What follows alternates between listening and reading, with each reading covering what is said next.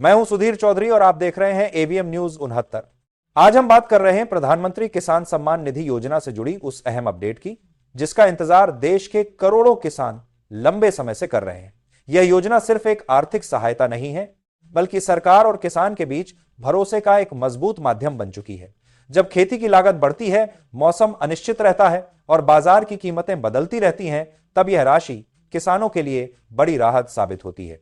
योजना के तहत पात्र किसानों को साल में 3 बार आर्थिक सहायता सीधे उनके बैंक खातों में डीबीटी यानी डायरेक्ट बेनिफिट ट्रांसफर के माध्यम से भेजी जाती है। इसका उद्देश्य साफ है, बिना किसी बिचौलिए के पैसा सीधे किसान तक पहुंचे। यही कारण है कि आज गांवों में किसान मोबाइल पर मैसेज आने का इंतजार करते हैं, क्योंकि वह मैसेज उनके खाते में आई सहायता की सूचना देता है।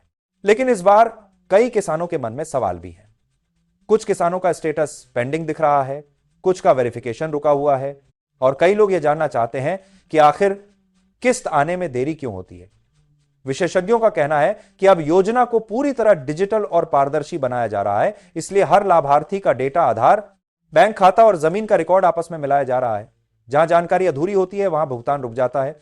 इसका मतलब यह नहीं कि योजना बंद हो रही है, बल्कि सरकार यह सुनिश्चित करना चाहती है कि लाभ केवल सही और पात्र किसानों तक ही पहुंचे। इसलिए किसानों को सलाह दी जा रही है कि वे समय समय पर अपना ई-केवाईसी पूरा करें, बैंक खाते को आधार से लिंक रखें और भूमि सत्यापन जरूर करवाएं।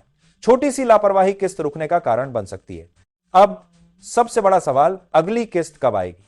आधिकारिक घोषणा का इंतजार अभी जारी है, लेकिन पिछली किस्तों के पैटर्न को देखें तो भुगतान लगभग 4 महीने के अंतराल पर जारी होता रहा है। इसी आधार पर उम्मीद जताई जा रही है कि किसानों का इंतजार ज्यादा लंबा नहीं होगा। प्रधानमंत्री किसान सम्मान निधि योजना आज ग्रामीण अर्थव्यवस्था की रीढ़ बन चुकी है। यह योजना किसान को केवल आर्थिक मदद नहीं देती, बल्कि उसे आत्मनिर्भर बनने का विश्वास भी देती है।